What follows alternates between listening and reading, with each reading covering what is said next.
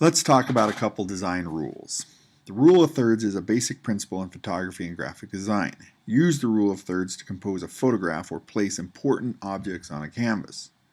Imagine a grid laid out on top of your image, dividing your photo into thirds horizontally and vertically. Position important objects at the intersections of the lines. Framing or cropping your photos to conform to the rules of thirds can enliven your image. Following examples show the results of judicious cropping. Do not center the subject in the frame. Instead, position the subject in the top third or lower third section of the frame, or the left or right third section of the frame. Also, remove extra space when cropping, and try to fill a third of the frame with your subject. This family of geese now straddles the lower third of the frame. If your photo has a horizontal line, do not center the horizontal line in the photo. Place it on either the top horizontal line or the bottom horizontal line. Note also that the Statue of Liberty now is aligned with the left vertical line.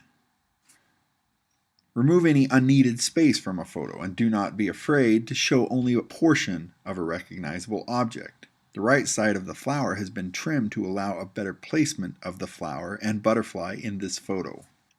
In close-ups, try to line up the eyes of your subject to the top third line intersections. The rule applies to this photo of this cat as well. The rule of thirds states that an image is most pleasing when its subjects or regions are composed along imaginary lines which divide the image into thirds, both vertically and horizontally.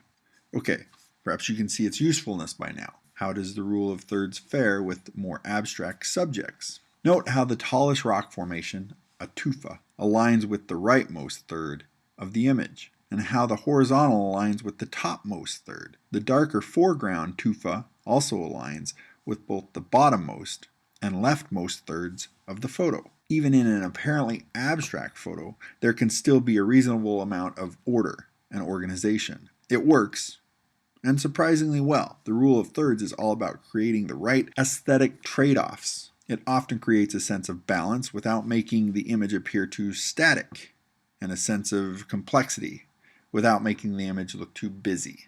Symmetrical balance occurs when the visual weight of design elements evenly divide in terms of horizontal, vertical, or radial. This style relies on a balance of two similar elements from two different sides. Conditions in the symmetrical equilibrium is a general style that is often used to achieve a balance in design.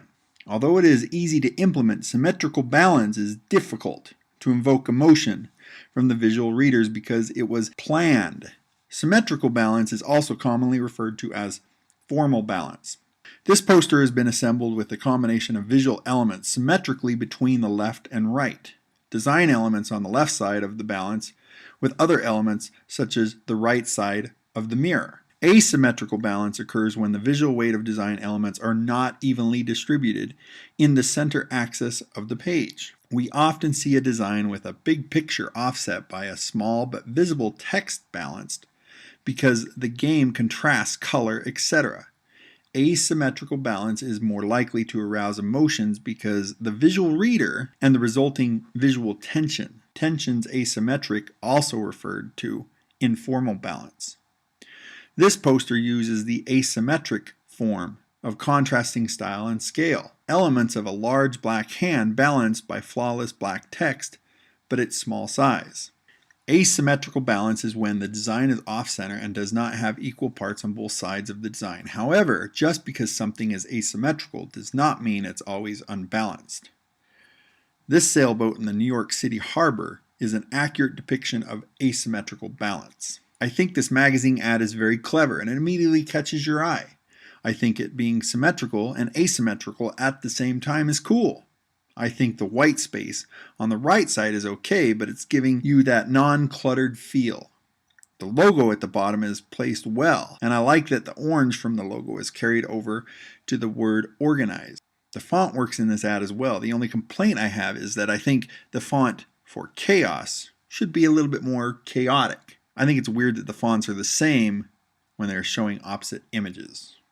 Other than that, it's a good ad. This is how you want to design your layouts in InDesign. Following these basic rules will help you become a better designer.